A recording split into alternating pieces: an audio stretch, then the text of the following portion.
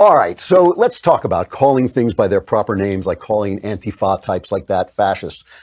Julian Assange was arrested, and he's charged with helping Bradley Manning hack into government computers and get a lot of information that revealed bad behavior by the Americans in the war on terror. Chopper pilots chatting casually as they machine gunned people, two of whom had turned out to be, I think, Reuters reporters. Failure to properly police the way prisoners were taken care of. And, it's not about your opinion. These are the things, how you feel about those things, but these are the things that he revealed.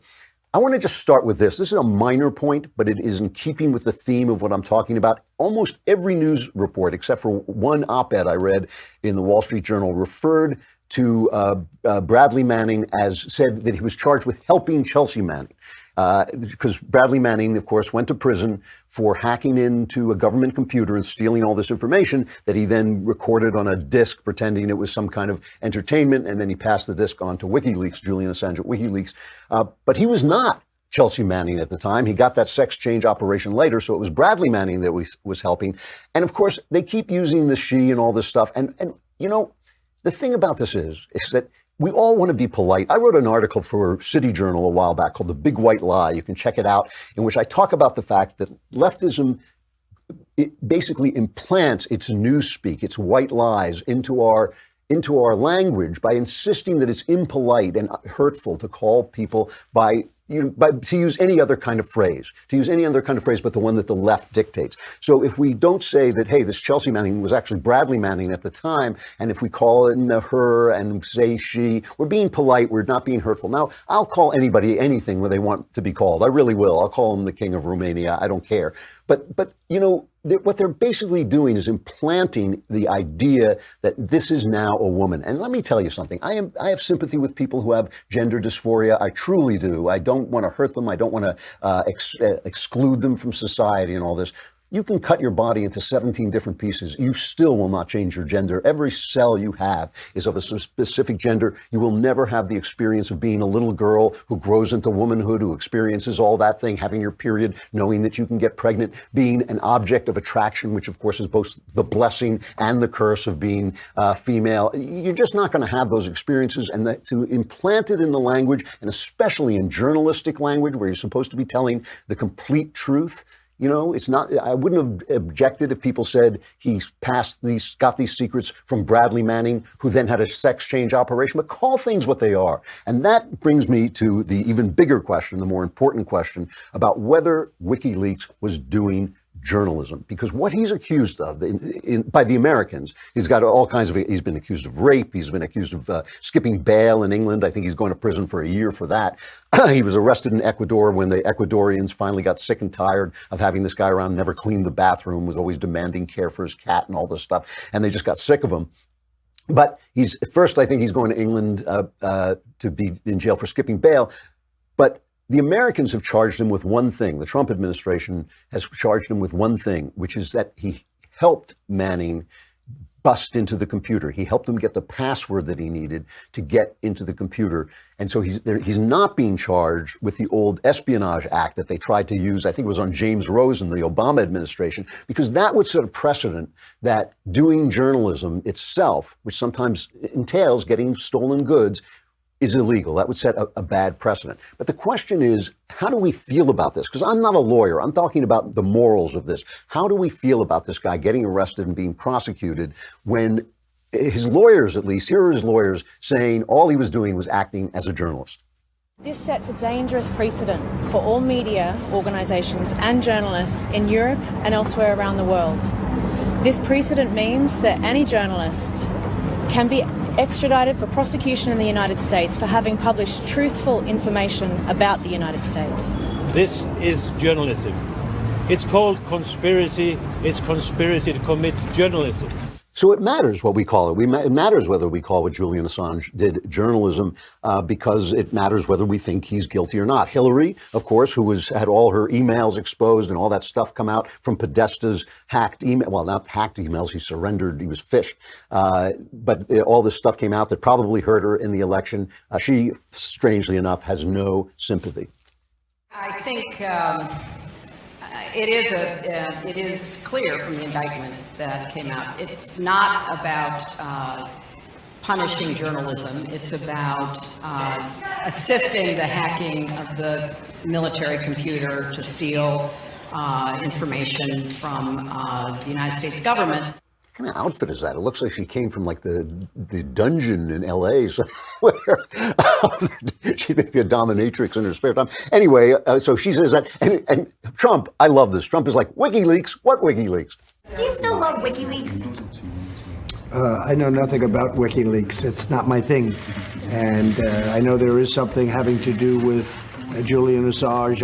I've been seeing what's happened with Assange, and that will be a determination, I would imagine, mostly by the Attorney General, who's doing an excellent job. So he'll be making a determination. I know nothing really about him. It's not my deal in life.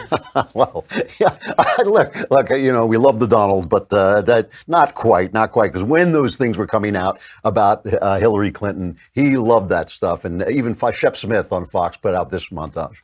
This just came out. WikiLeaks. I love WikiLeaks. I'll tell you, this WikiLeaks stuff is unbelievable. It tells you the inner heart.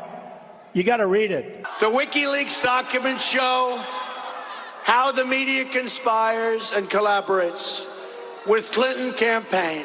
Another one came in today. This WikiLeaks is like a treasure trove. Another one came in today.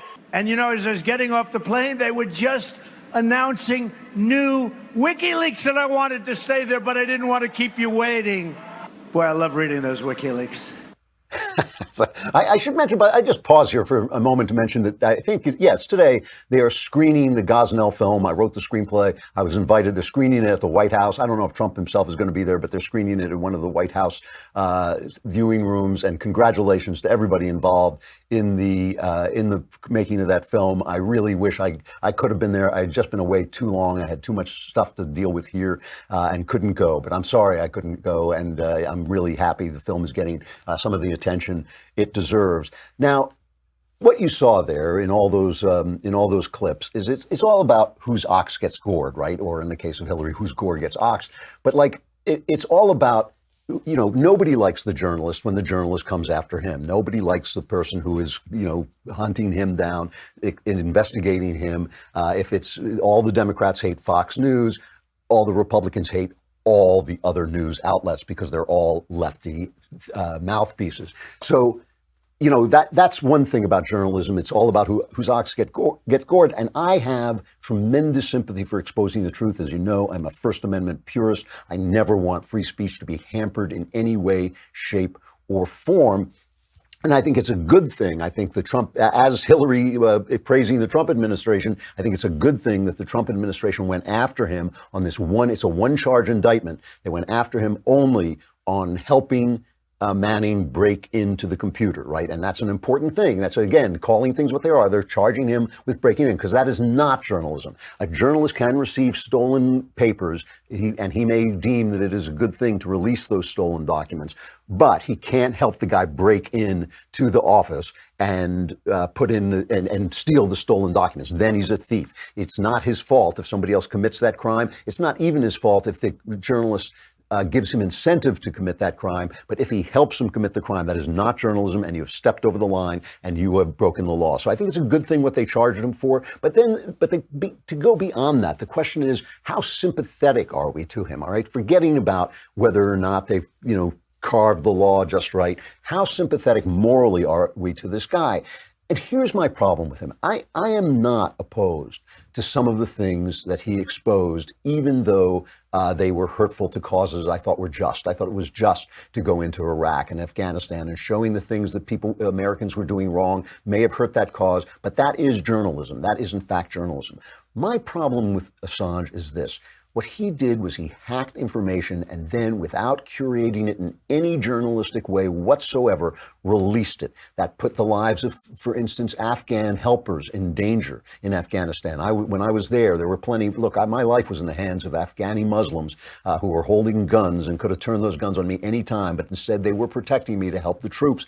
You know, to put those guys' lives in danger by exposing them what they do, by putting out hundreds of thousands of documents that he couldn't possibly have vetted as a journalist would vet them.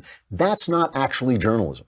That is not actually journalism. And I think that we should say, it's one thing to say, oh, we love him because he exposed Hillary. Oh, we hate him because he exposed Americans, and all this. But I think when you just a journalist does have to do something. Listen, I hit the press every day. I think our press needs to be reformed. I don't think it can be reformed through the law. I think it's just shame and self-assessment and maybe boycotts by the people watching them should make the press reformed. It is ridiculous to have a paper with the power of the New York Times just being a hate Trump vehicle, a hate Republicans vehicle, a dishonest vehicle. And by the way, they can still do good journalism, but doing good journalism in the purpose of just one side is actually not good journalism. I hit them every day.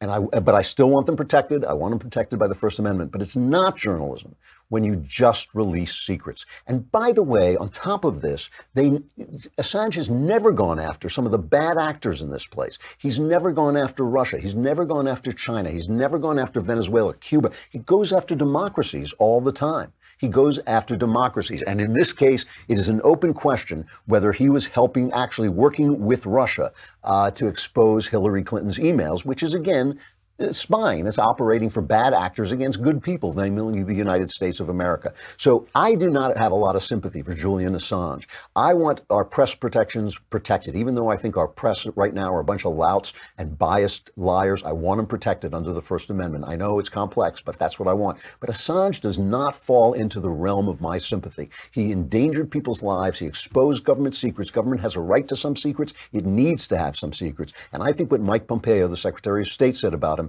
is true. Listen to this. Individuals such as Julian Assange and Edward Snowden seek to use that information to make a name for themselves. As long as they make a splash, they care nothing about the lives they put at risk or the damage they cause to national security. WikiLeaks walks like a hostile intelligence service and talks like a hostile intelligence service. It has encouraged its followers to find jobs at the CIA in order to obtain intelligence. It's time to call out WikiLeaks for what it really is: a non-state hostile intelligence service, often abetted by state actors like Russia. So, that's a fair cop, as they say in England. That is a fair description of what he's doing. He's saying just like a terrorist can be a non-state, a terrorist can be a non-state soldier, essentially. This guy is a non-state spy. And Assange has basically, by not curating the stuff that he released, by just putting out any government secret he got his hands on, just by endangering people's lives, by endangering national security without thought of what that might mean, simply to expose secrets and simply to make himself maybe a hero, as Pompeo said, I think he has transgressed the line between journalism and spying. And I think that's calling it what it is. And speaking of spying,